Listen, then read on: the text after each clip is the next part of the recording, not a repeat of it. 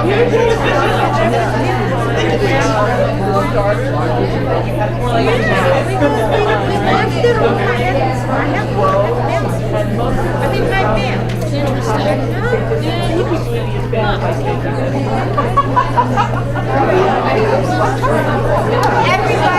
can I have your attention, please?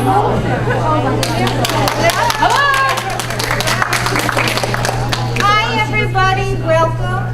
I know many of you are probably not here because you're APOE4 carriers, and some of you are, so welcome. This is our third annual meetup of APOE4.info, and we have many of our community members here and some guests on the welcome all. We have some members who've traveled from halfway around the world to be here, namely Andrea from New Zealand. Thank you, thank you, thank you all for being here. APOE4 carriers especially, every single one of you, whether you know it or not, are activists. By working together, we have come such a long way. When I learned about my APOE4 homozygote status 5 years ago, I was told Alzheimer's can't be prevented, and I was also told I should square dance and do crossword puzzles. That's where medical science was. And by banding together, we've zeroed in on strategies that will undoubtedly help us mitigate the pathologies associated with this gene. So you're all activists. You all put a face to the gene. And by doing so, you encourage researchers, practitioners, and physicians to pay attention to us. Also, by continuing to work with the media, we raise public awareness about APOE4, and we also disseminate what we've learned. We have a Stat News reporter with us today. Megan, thank you so much. And thank you for the APOE4 carriers who've met with her already. She's going to be in the lobby tomorrow from noon until 1:30. So if you've not interviewed yet and you want to share what it's like to be an APOE4 carrier, please feel free to spend some time with her. She'll just be in the main lobby. I'm so excited to introduce, I know so many of you are here to see Dave. Dave Feldman is the author of Cholesterol Code. He's a software engineer by day and an intrepid bioengineer by night. And I think it's very safe to say that I know of no one else who's given more blood, sweat, or tears to this science as far as elucidating diet-lipid interactions. I think what he's uncovered is nothing short of jaw-dropping, and in many ways he's turned mainstream medicine upside down. And I'm so excited to hear what he has to say. So thank you for joining us.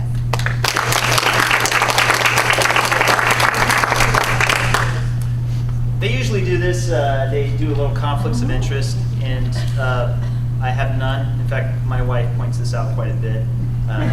She would like it if I had a little bit of conflict of interest. And I'm going to warn you that this is it, because I've been given enough time that I can completely reprogram the way you think of cholesterol. So this is your last chance. If you want to go ahead and get something else and keep up with those statins, this is a good time to do that. We're a cult, you know that. We're the anti-statin cult. This is me a few years ago. I'm a business developer and entrepreneur, but I tend to think of myself above and beyond as a software engineer. I wrote my first line of code when I was 13. And you can tell an engineer not by what they're putting together, but early on by what they're taking apart to look at what's inside. This, of course, is me now. And when I started keto in April of 2015, I had 7 months bliss until, of course, I got my first cholesterol score, where it skyrocketed. Total cholesterol at 329. Yeah, kind of went dark after that. And then I started to learn everything that I could about the cholesterol and lipid system. And in doing so, I found out that actually there are a lot of cholesterol changes you can expect on a low-carb diet. Generally, most people adopting a low-carb, high-fat diets, either LDL cholesterol go up or down marginally. But there's a small fraction of us who are typically called hyper-responders in the low-carb community. And this was also the first time that I saw or heard about this ApoE4 allele, which which apparently had a little more predominance with those people that actually turned out to be hyper-responders. A little more on that in a bit. So, higher cholesterol equals higher mortality, right?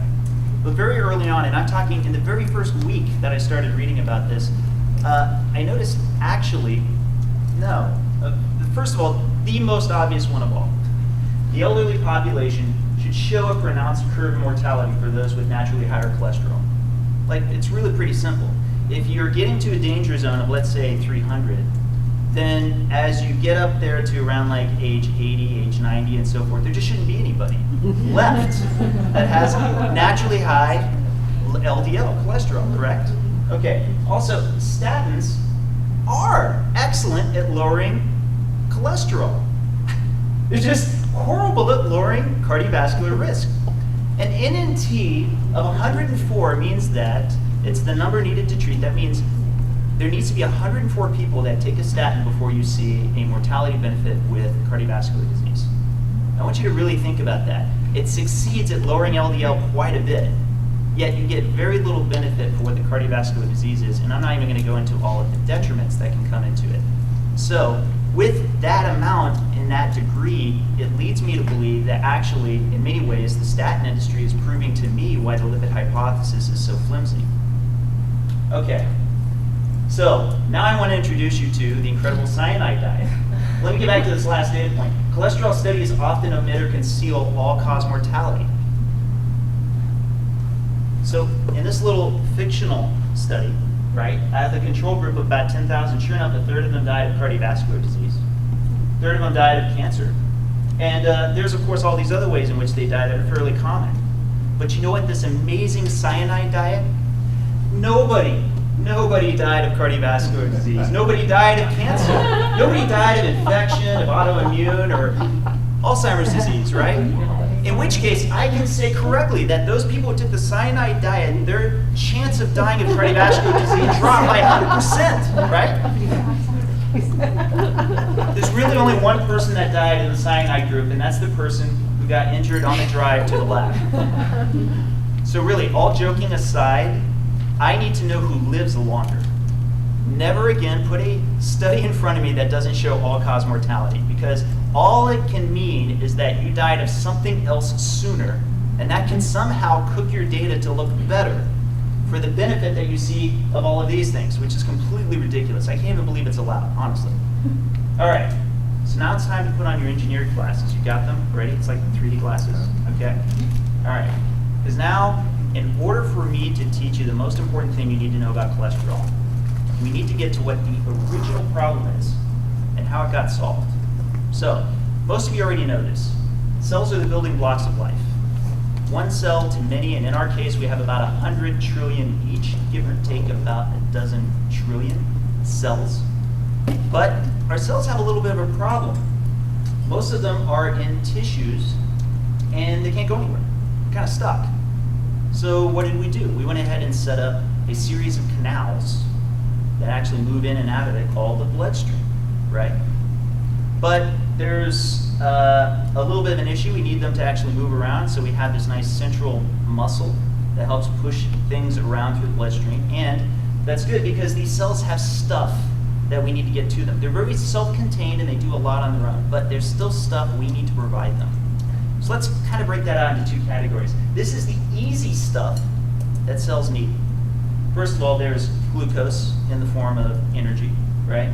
There's vitamins, all the B vitamins, vitamin C, and there's other stuff, for example, some amino acids and so forth.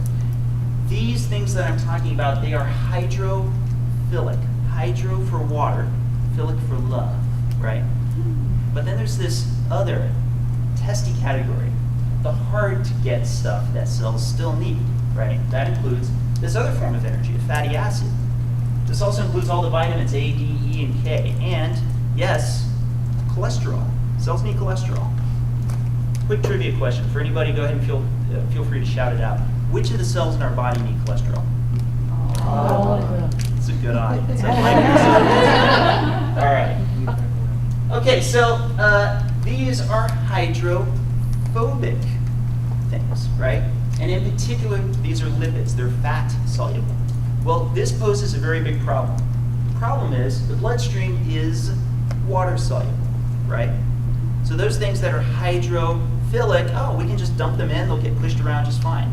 But the things that are hydrophobic, and in particular the lipids, they've got a problem. We can't just dump them in. Have you ever mixed oil and water? It's exactly the same chemical reaction, right? All right, so what did we do? Millions of years before us humans came along, the animal kingdom, their R&D department, they introduced the lipid-carrying protein. This is a Steve Jobs like moment. Go ahead and applause. Thank you. I take all the credit.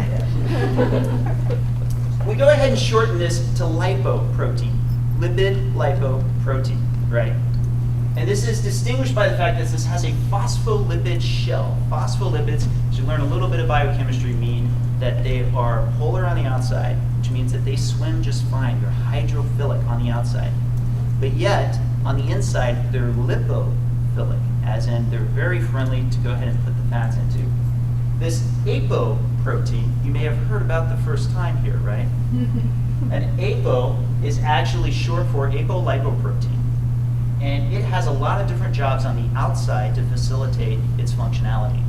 We'll get into that in just a moment. But let's go ahead and now talk about what happened.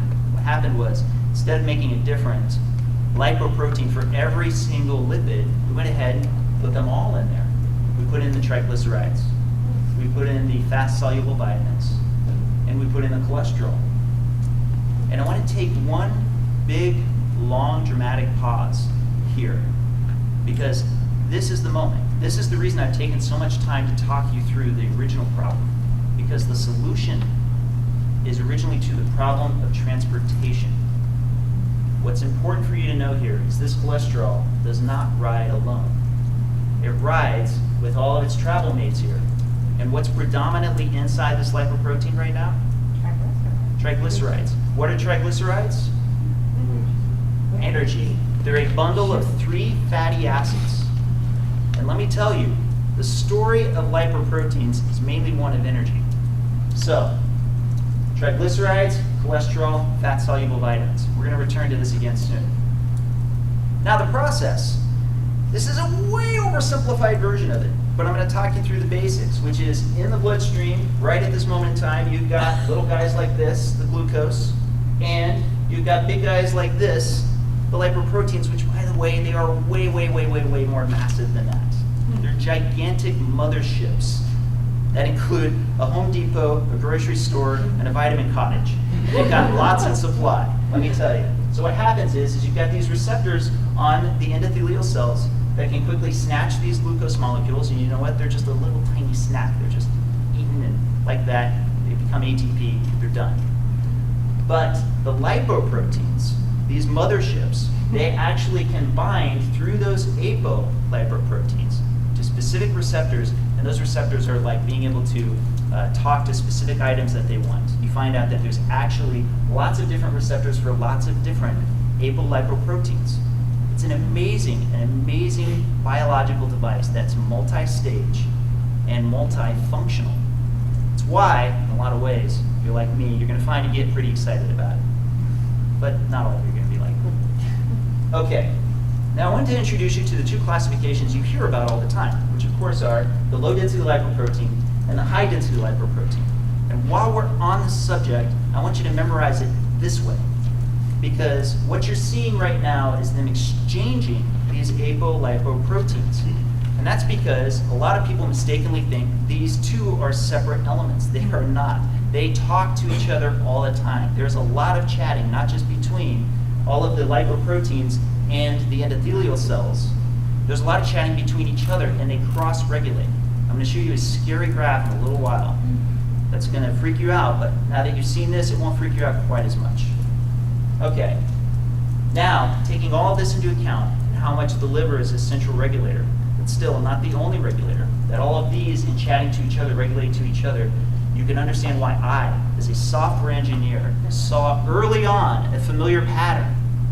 This is a network. I assert to you now, and forever, that I feel very confident that the lipid system is ultimately going to turn out to be very much like a brain. That all of these are distributed objects, and only collectively can there be an enormous amount of intelligence metabolically within our bodies. This is that scary association I was going to show you. But don't worry, we're not going to spend a lot of time on it. What I want to tell you, though, is that this is the pattern that looks familiar to me. This looks like a distributed object network. All right, let's go ahead and head back to 2015 in my story once again. And this is my favorite graph. It only has 2 data points. But again, when I got that 329, that was at the end of November 2015. And my daily average dietary fat was 224 grams. Then for 2 weeks, while I was waiting on getting another test, I was depressed. So my dietary fat went down along with all of my calories. And I felt miserable. I went ahead and meagerly went to get the next blood test. And to my shock, it jumped up by 100 points. Here's the catch. Even though it jumped up 100 points, I was genuinely excited. I was enamored. I thought, actually, everything I've been reading conventionally has to be wrong. My saturated fat went way down. Sure, I lost weight, and we hear a lot about how losing weight can activate a lot of lipoproteins, but by that time I learned enough about lipidology to know, nope, that didn't make enough sense. There may actually be a regulatory component in here, and that's what started my journey. So, after that, I dedicated myself to being an extreme N-of-1. And what does that involve? Lots and lots of data collection. I take markers on myself every morning, from glucose to ketones to blood pressure, and yes, I dare you guys to try to catch me one time eating and not taking pictures of what I eat, because I take pictures of my supplements, I take pictures of my drinks, I take pictures of my water. I quit Coke Zero, don't worry. These are old pictures. Although now they dropped off the aspartame, go figure.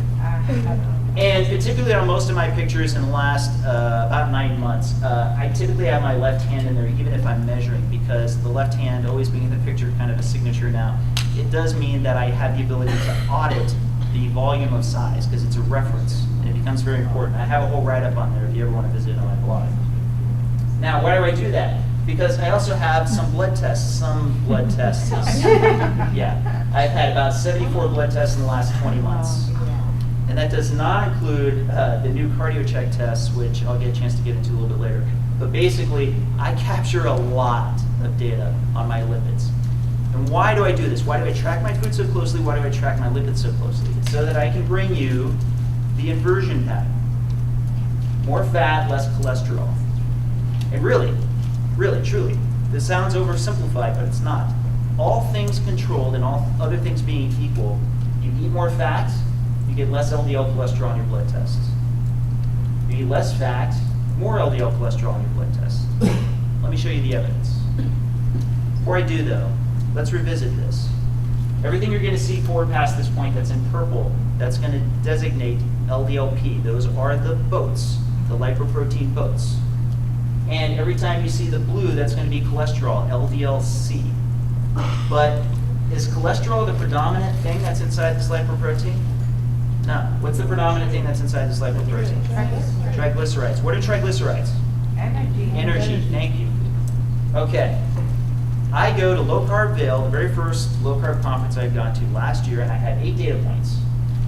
I then stalk all the doctors there, asking them as much as I could get, and then ultimately, Ivor Cummins, the only other fellow engineer, goes ahead and entertains me, and I say, I'm going to go ahead and try to do this experiment, because I think the only way that I can do this is to go ahead and see if I can replicate this by getting my blood drawn every single day. At least one time, to see if I can induce this pattern.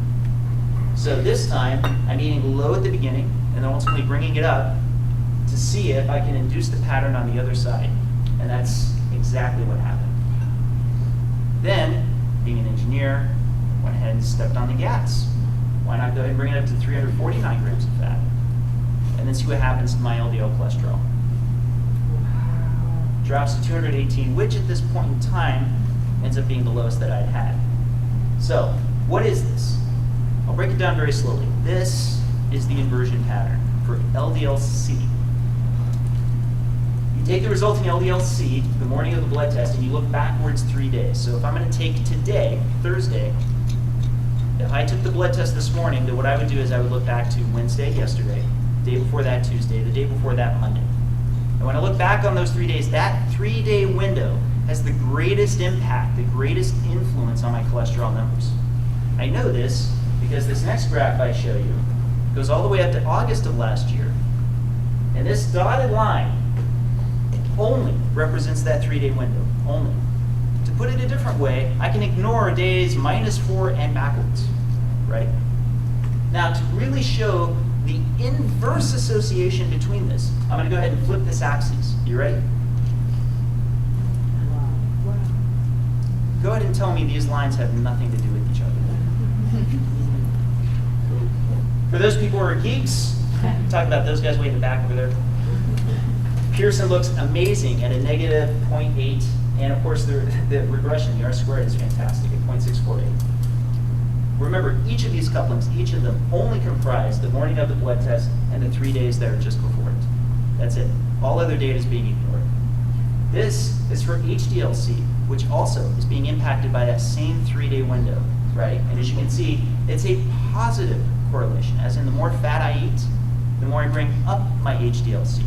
What I find fascinating is it seems to have a little bit of a floor. While I'm on this low-carb diet, it seems that even when my fat dropped low enough, it still actually didn't go much further below that. Okay, it turned out that LDLP, the boats themselves, they actually went on a different timeline, and this got discovered in that 1-week experiment. There seemed to be a delay. Eventually, I found out from crunching the numbers that LDLP, you ignore the 2 days before, and then you look at the 3-day window of the 5 days before, the 4 days before, and the 3 days before. So again, to use Thursday as an example, I ignore yesterday and the day before, and I start on Monday, Sunday, and Saturday. And looking at just that window, you get a graph like this. Same all the way up to August, right? The dotted line's a little bit different because it comprises that period. But now I'm going to go ahead and flip this left axis. And once again, you can see the inversion. The Pearson and the regression are actually even a little bit better in this case. All right. Real quick, I'm going to also show small LDLP cholesterol, which likewise tends to go with LDLP, its total cousin. And without question, the higher my dietary fat, the more it flattened out. I would actually have this down to 0, but they have that less than 90 and we don't know marker, which I typically get all the time now because I eat lots and lots of dietary fat. All right, so here's the theory behind the inversion. And I'm going to say that basically it's Occam's razor. There really are a lot of different possibilities, but this seems to be the one that strikes me the most given all of the data that I have up to this point and how my research is showing it. I got to revisit this one more time. What everyone on a low-carb diet should know is that a low-density lipoprotein has many jobs, many more than I cover in this presentation, from pathogen binding to how it distributes the fat-soluble vitamins. But its primary job is to distribute energy from fat. Really want to drive that point home. So I'm going to put this in all caps, boldface, underline. In fact, I'm going to extrude it in 3D and outline it, and put a nice fat arrow here to once again point out that triglycerides are the primary payload. When it leaves the dock, either in the gut or in the liver, its primary payload is triglycerides, and you know what? It's going to drop those off, guaranteed. Does it drop off the cholesterol anywhere close to as much as it drops off the triglycerides? The answer is no. So, my favorite analogy, and apparently everyone else's from the feedback I get, is the cruise ship, right? So if the boat is the low-density lipoprotein, the LDL particle, right? What are the triglycerides? Passengers. They're getting on, they're getting off, they're getting on, they're getting off. That's kind of what they do. So what's the cholesterol in this? Stats. Raptors. The life rafts. Now, would it be correct for me to say the purpose of a cruise ship is to move around life rafts? No. I could say a job of a cruise ship is to move around life rafts. It's absolutely true. That is a job. And you wouldn't get on a cruise ship that did not have life rafts on it. Right? But really, the job of a cruise ship is to move around passengers. There's no question that is its primary job. And it's the primary job of a low-density lipoprotein to move around triglycerides. All right, now we need to break up the lipoproteins, particularly the low-density lipoproteins, into two classifications And that's what you'll need in order to tie this all together to understand the inversion pattern. The first type you may have heard of, they're called chylomicrons. They come from the gut, or more specifically from food you just ate. So if you just had some food, sure enough, the fat-based energy ends up getting packaged into the chylomicrons, and very quickly, and I like to call these guys the sprinters, they very quickly drop off those triglycerides, and in a matter of minutes to hours at the most, they're gone. They're done, right? The other major classification, the other major origin of low-density lipoproteins are from storage, and that you're going to be getting from the liver. They're called VLDLs, very low-density lipoproteins. And while they originate, I like to call them the distance runners, because they keep going and going. And well into as much as 4 days later, they're still hanging out, right? Why is this so important? Because if you're getting a cholesterol test, like me, you should be fasting 12 to 14 hours. These guys are gone. These guys are still around. That means cholesterol found inside of VLDL originating lipoproteins is all that's getting picked up. So, to simplify this, you could imagine that perhaps the body is looking at the last 3 days, taking an assessment of what the total amount of energy intake is. And in the case of lots and lots of incoming energy, where I'm eating tons and tons of fat, well then, there's less of a reason for it to go ahead and upregulate the VLDLs. We're trying to compensate for the energy difference, right? But conversely, if all of a sudden there's very little incoming energy from the GI tract, well then actually it needs to upregulate the VLDLs. Why does that matter? Because if you get a cholesterol test right about now, you're going to show very high cholesterol because it's picking up the cholesterol in those VLDLs. That's really all there is to it. All right, so now I get to show you what happened with distance running. Because I took you up to August of last year. The reason I stopped there is because from August until January of this year, did a few things with my wife. We did a lot of running. That's me on the left, I'm Groot. She's on the right, Rocket. Right? And throughout all of this time, we did all of this running, and I was mindful to keep categorically different the period of time which I intentionally was trying to be sedentary, and this period of time where I was running because I anticipated it would impact my lipid numbers. I was right. You see the area over here that's glowing, right? That's the period of time in which I was doing the distance running. And now that we flip this axis, before I do it, I've got to say I have a huge advantage. You guys don't. I have my inversion pattern mapped. Because I have it mapped, I know where it should land. And therefore, I can see a gap.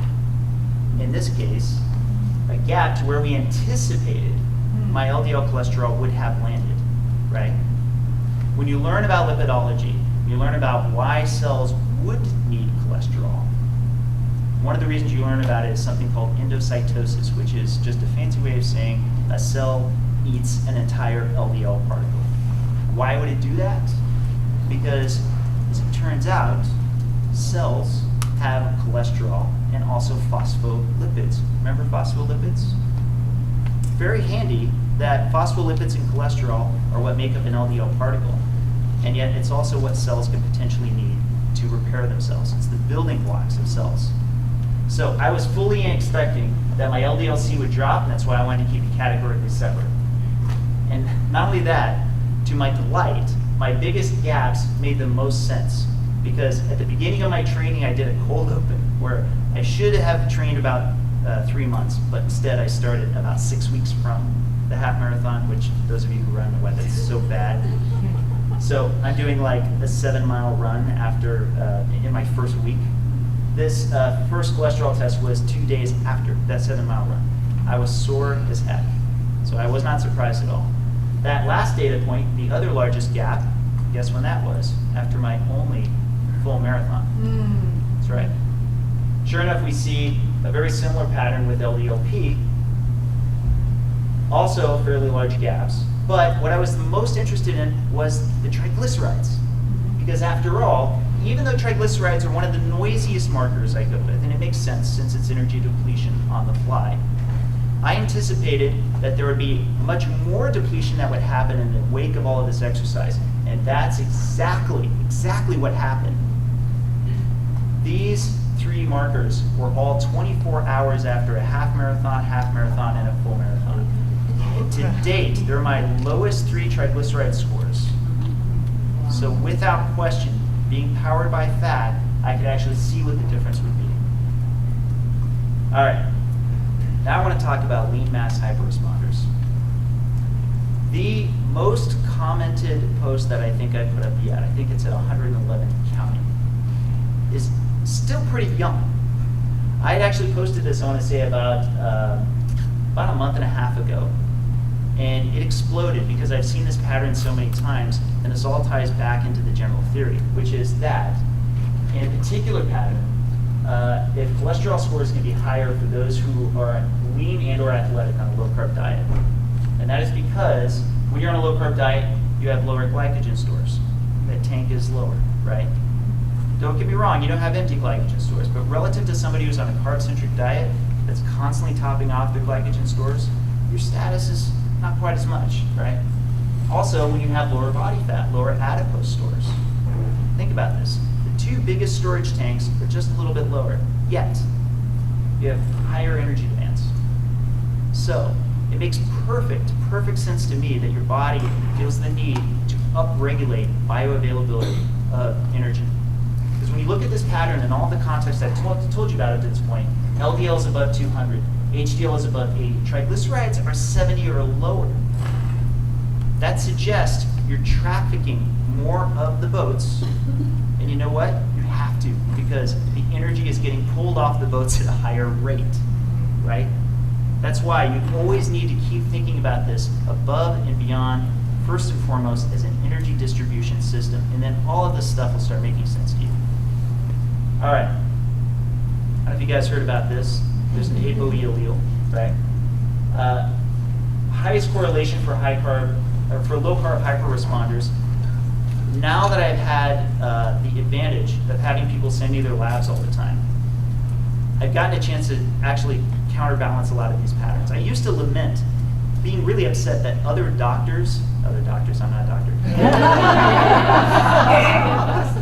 I used to lament doctors that I would talk to who were low-carb doctors had this nice practice full of people, and so they had all this great data to be able to compare people as to, you know, what actually constituted a hyperresponder, what didn't. I was jealous of that. That jealousy is long gone now, because I get people sending me labs, several in a day, all the time. They're tweeting me their labs, they're commenting their labs, etc. So I get plenty of hyperresponder labs to compare, right? And when I can, when they seem to be very dedicated at capturing a lot of data, I try to fit in the ApoE4 allele question.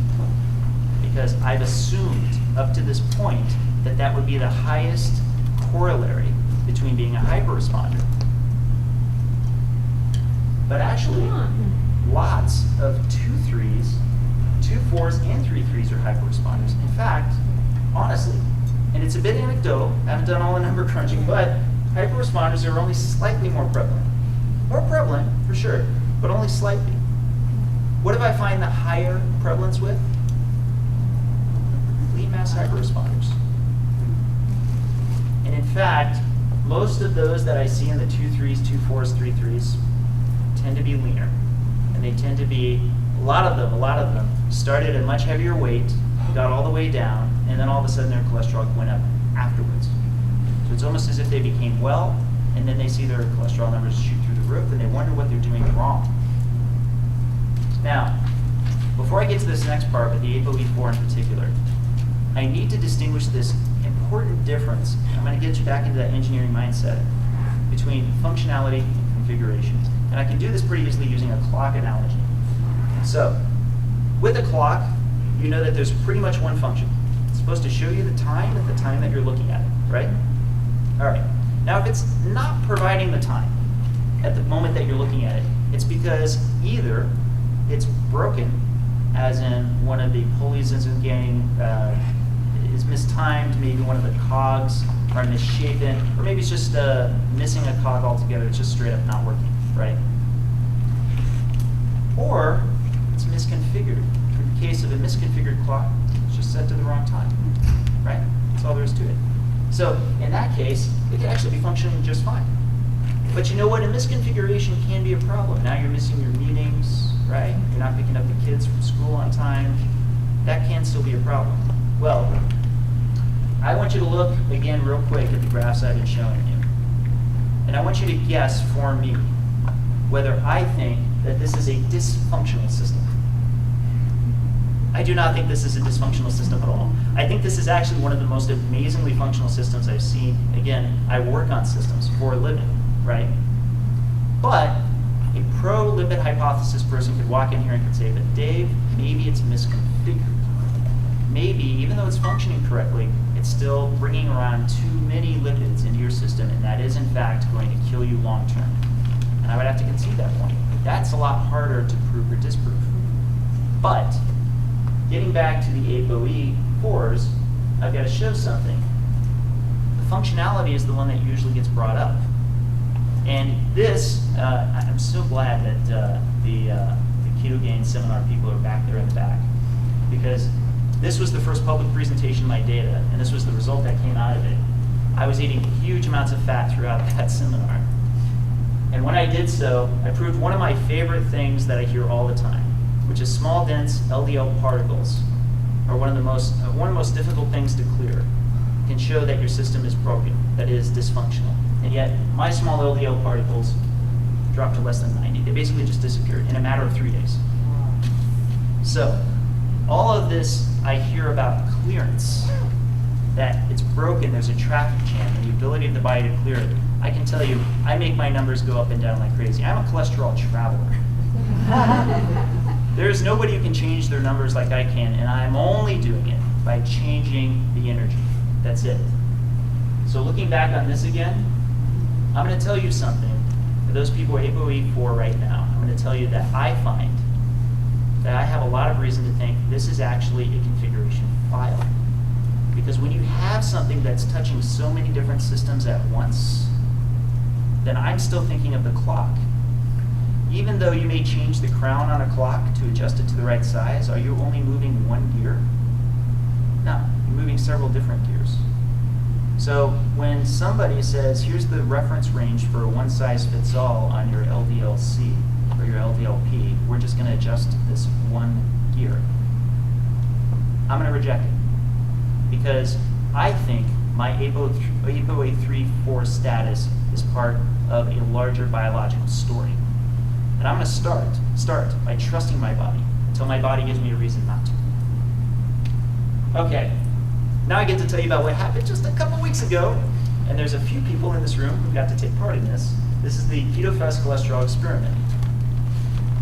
For this, I actually got to get people live while we were at KetoFest to partake in this. We did the protocol I was just talking about at the Keto Gain seminar, which is a bunch of people went low calorie or even fasting for 3 days, did of course the water fast in between, and then we pigged out all through the weekend, right? Then to do a morning test the morning after. And I stated my hypothesis up front. This was, by the way, a personally important thing that I really wanted to do, because one of my frustrations is medicine has so much non-science in it now. And one of the biggest frustrations I have is you have so many different trials that are performed and then never published. And that is what drug companies are allowed to do.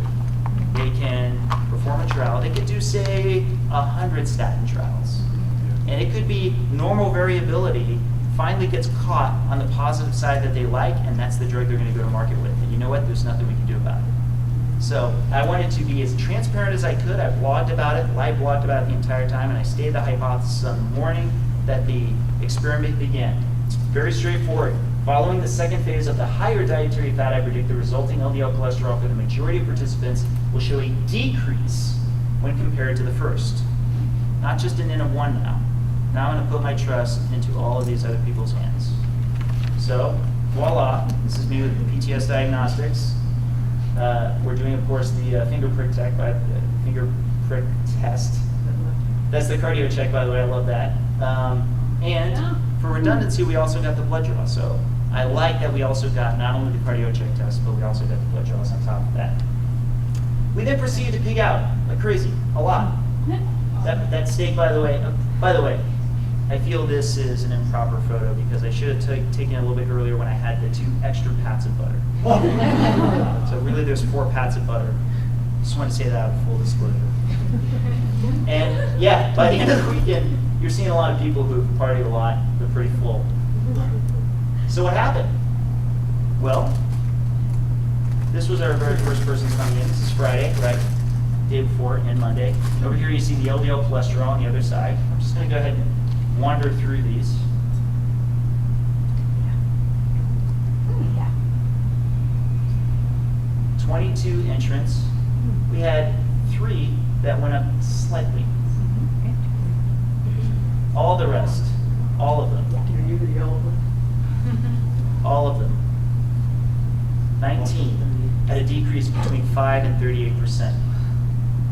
And I really want to emphasize something very important, which is, notice, this is the gambit of LDL-C, right?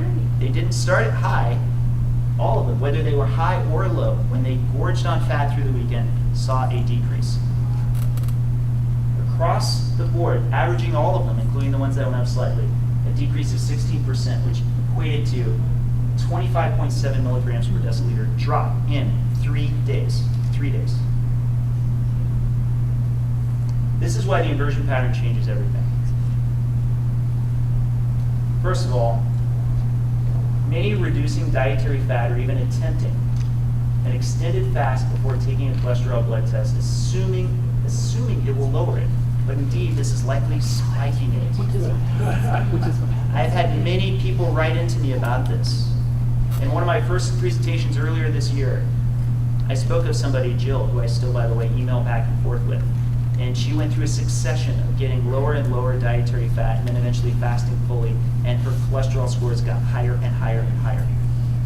And it wasn't until she tried my protocol that she brought it way down and then promptly fired her GP for insisting that you needed to do the statins the entire time.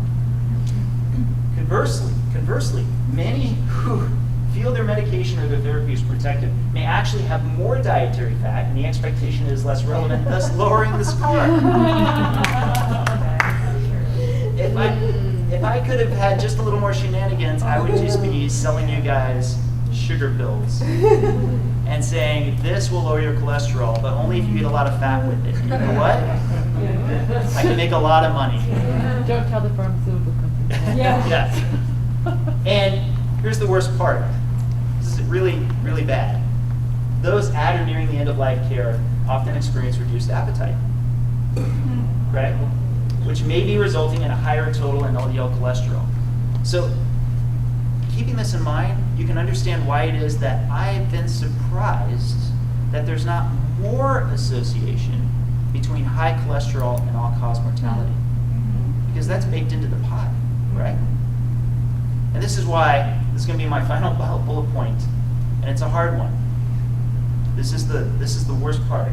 Every cholesterol study that doesn't tightly control for the dietary fat 3 days before blood draws may be ignoring the biggest confounder. So this is the red pill, which is if the inversion pattern stands, if they can't falsify this, it's a reset. Because how can I trust any study that's not watching for that thing which can so quickly and easily shift it, as I've shown you over and over again today? That's my talk. Thank you so much.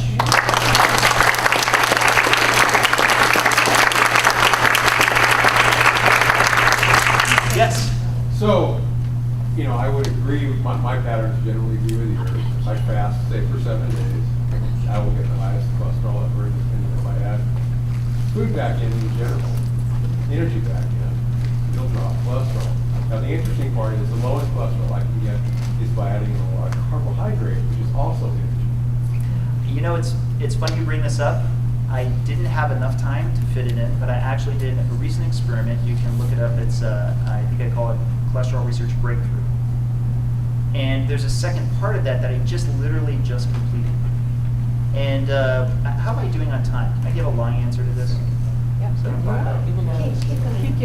Okay. So, you remember how I talked about lean mass hyperresponders, right? And what were the 2 things very common before talking about the energy demands? Their adipose tissue is lower, and their glycogen stores are lower. So what I did was I planned a 10-day experiment where I had a keto shake because I wanted it to be exactly one variable. I had a keto shake, and I even drank it on a particular schedule, and then got my blood tested on a specific schedule for 5 days. Sound sane? I am. Got to control for all the variables. And then the next 5 days, I swapped out 500 calories of the 3,000 calories for carbs, bringing it up to 95 grams of carbs per day. Now, if it was just about the composition of carbs to fat, you would expect whatever change it would be would hit there and maintain. But instead, you see a gap slowly forming and then eventually falling. And I actually ended up having the lowest LDL-C score that I've yet had. It was at, I want to say, at 140. Which correlates perfectly with mine. But, I mean, I haven't done it in the same detail you have. Yeah. Because I was a low-fat vegan, high-carb, low-fat vegan. I was a low-carb, high-fat vegan for a long time. And at that point, I had LDLs of 90. Okay. Yeah. If I do a 7-day fast today, my LDLs will be like 175. Yeah. And if I'm eating my normal low-carb keto diet, my LDLs are around 140-ish, you know. So it's in the same pattern you're talking about. But yes, to the larger point, it's a glycogen source. Unfortunately, the only way I can truly verify this is to get muscle biopsies. Which, I'm sure my wife is going to draw a line somewhere. Right? That's probably. It's just a small needle, Dave. It's okay. Yes. But anyway, yes, to your point. And I can also drive my triglycerides to the lowest level by eating a lot more carbohydrates. Okay, interesting. I mean, obviously I'm not insulin, I mean, all that kind of stuff that would drive the triglycerides higher by having, you know, high glucose intake. Right.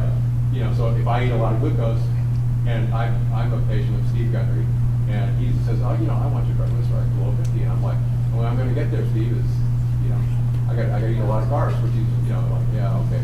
And he says, he looked, and he thought about it, and he said, yeah, you're right. I mean, I understand in your situation, that's what's going to happen. No, it would be interesting. I'd like to see those numbers, especially in the triglycerides. I should probably get to. Does anyone else have any other questions? Yes. Yeah. What do you feel about the theory that in ApoE4 the LDL particle clearance is longer? Yeah.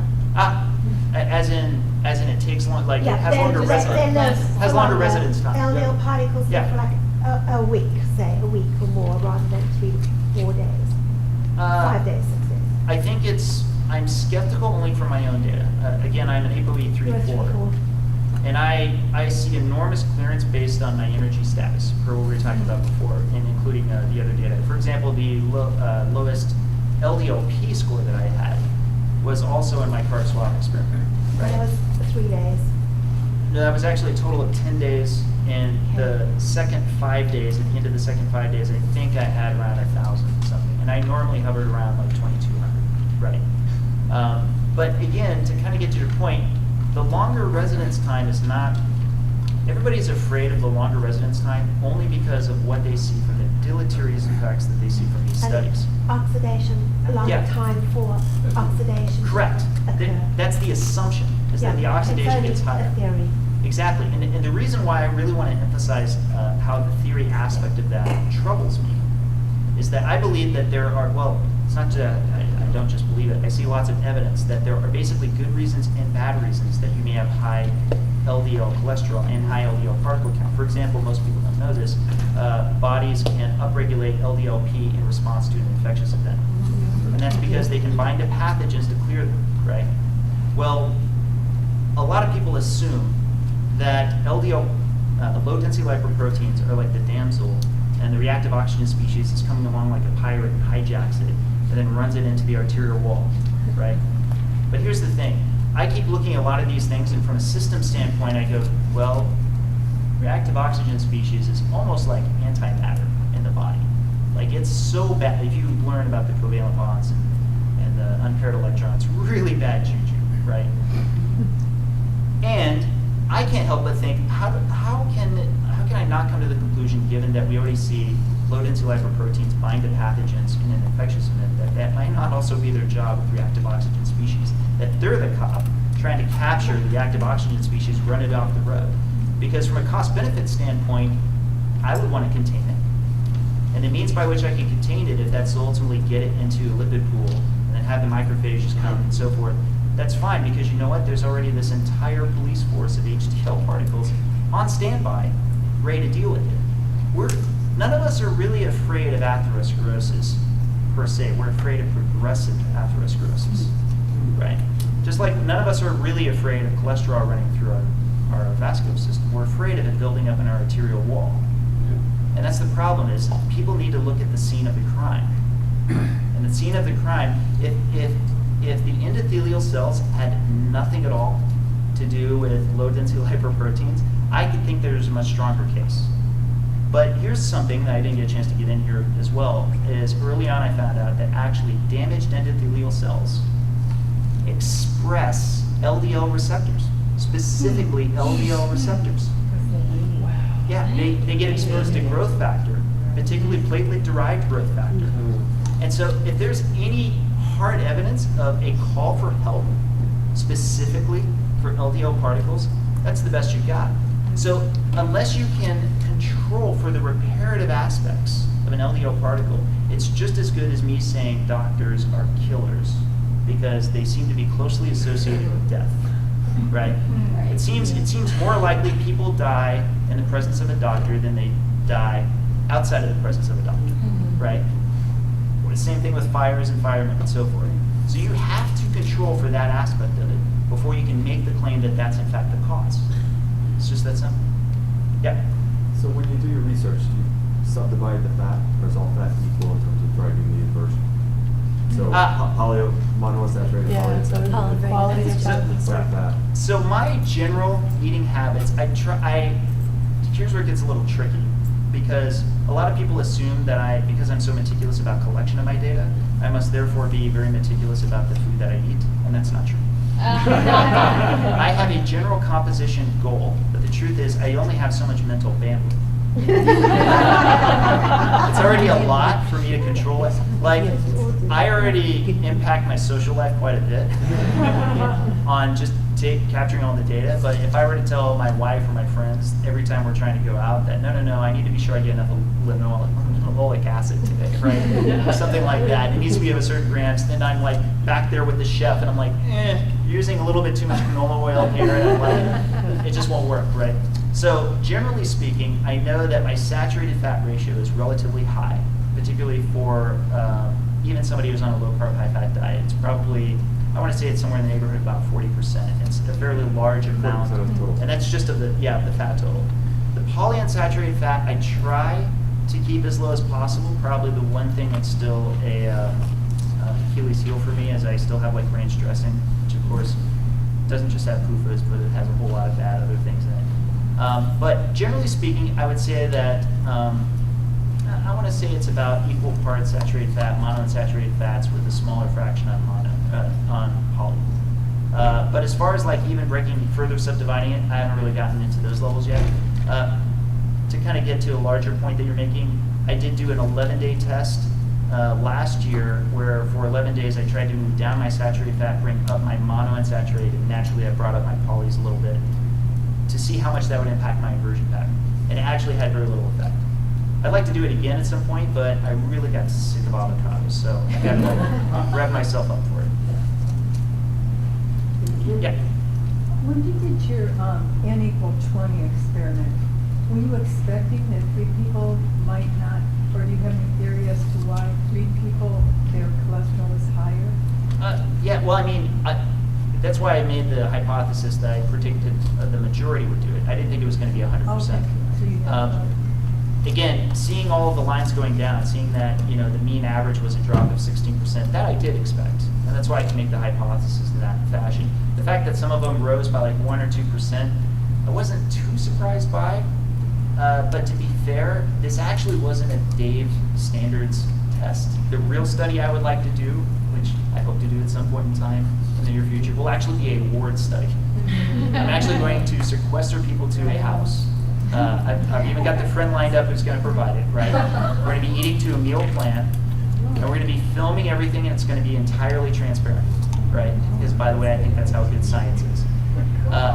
Yeah. Oh, okay. Yeah. Maybe you can help me raise the funds for it on my Kickstarter sometime. So, yeah. Nutrition study we can trust. Yeah, but to get to the point, the problem is while I can tell everybody to gorge on fat, it could be, there might be some differences in composition of their carbs. It could be that they ate at some restaurants, they thought they were getting fat, but it actually was a different ratio of carbs to fat or something along those lines. The protein might have changed it. The problem is we can't see these variables in isolation very easily. So that's why I couldn't really easily answer that question. So you were saying? I'm ApoE 342, and I was just curious if you talked to other people. I was like almost 100% saturated fat for about 3.5 years with no PUFAs, and then I found out I was ApoE 34 and went to avocado oil, high oleic sunflower oil, olive oil, and my triglycerides dropped in half. Really? I was Interesting. wondering, but I'm very strict keto, 85, 5, 10 for brain cancer. So I'm controlling the quality of my fats really highly. So I was just wondering if you've seen that with other people at all, or? I've certainly not met another person that I know of that's been like 100% saturated fat. Sounds actually like a lot of fun. Oh, it was awesome. I'm a farmer, so it's like Yeah. make the butter, render the lard, make the tallow. But I would definitely, I have a question about that, because tallow and lard are they have mono and have saturated. Yeah, they do. I was very, very high with coconut oil and MCT oil, which are like 90% and 99%. And then, so I did have a few that were lower in saturated fat, but I was high on the spectrum of, at the very, very top of the highest saturated fats possible, because I was reading that that was most beneficial for my brain cancer, and that was before I found out that I was ApoE 34. So, I gotta inject one thing real quick, by the way, and I actually have this in my write-up on doing the protocol for my site.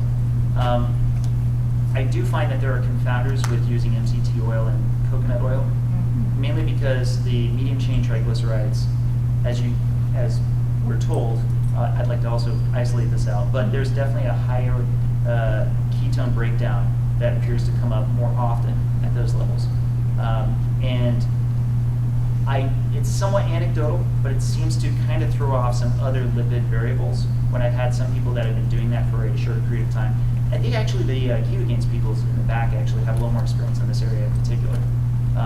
And you may even ask them about that. But I guess just the percentage of saturated fat was higher for me in general. relatively compared to, speaking. Right. Where I am now is completely different. Yeah. I just want to mention that on our website, apoe4.info, that's a pattern we see regularly.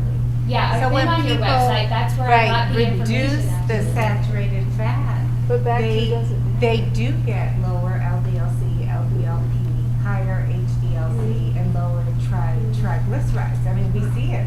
It happened in 4 weeks. for me. Right, It was and we see it in a amazing. dose-dependent fashion, so I'd say homozygotes can change it even more quickly. So, Interesting. yeah, so I don't know what it means, but. Love your website, thank you. Thank It was you. very helpful. Thank you.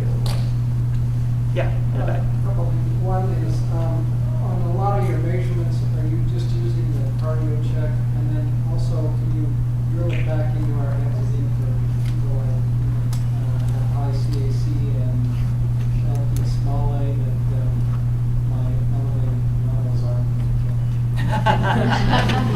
Well, actually, I really want to emphasize one thing. I want to be sure everybody leaves this room with this. I try to be a good scientist. Part of being a good scientist is not making a declaration on things that you don't, in fact, know. So I am very upfront about the fact that I don't know that it's not true that high levels of LDLC, high levels of LDLP don't, in fact, cause atherosclerosis. It very well could be that they are independent markers. I just contend that the case is shockingly weak. It's very impressively bad.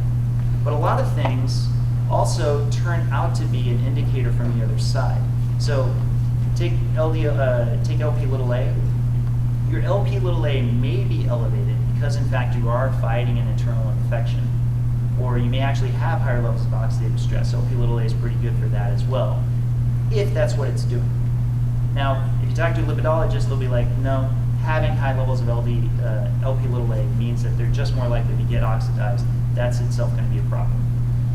What I would say is try to find your inner scientist, find these different things that may or may not change these numbers and why they change those numbers, and then take that data back to yourself. Nobody here can take ownership of your health more than you can. So that's why I question about I've got a cardio.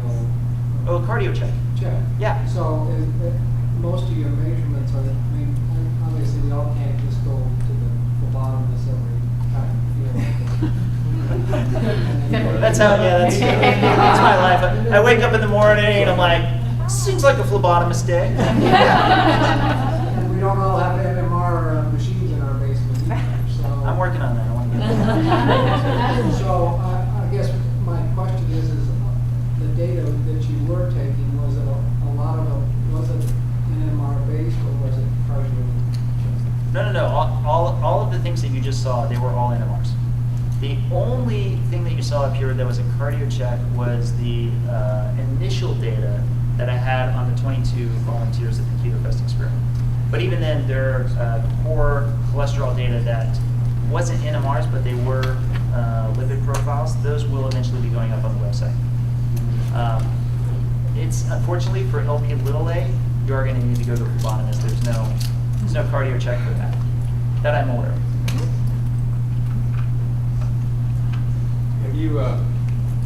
Have you tested your cardio check against blood tests? Quite literally, just got those yesterday, Okay. and I want to see myself. Because I have a cardio check, and my sense was that it gave you the right direction of things, but it was, if you were looking for the kind of data that you're presenting to us. Yeah, I don't. Here's where it gets kind of interesting, because I really didn't get married to the cardio check thing until quite literally a couple months ago, because I had heard it in passing, I want to say maybe even a year ago, but I had heard it wasn't that accurate. And it wasn't until I saw another presentation by a gentleman named Ben Best, who was using the cardio check, and he was tracking his triglycerides, and the curves were surprisingly strong. Now, I believe you're absolutely right. There's some margin of error, but given the internal, this is the things I can't say, but they've shown me some internal documents. It's like, actually, this looks pretty good. If the margin is, even 5%, that's more than acceptable to me. I prefer 0%, but it's more than acceptable for me, particularly given that I have to deal with stupid glucometers all the time, as I'm sure many of you guys do. The legal limit of margin of error for those are preposterous. Really hate glucometers. Yeah, exactly. Yeah. Okay, should we wrap?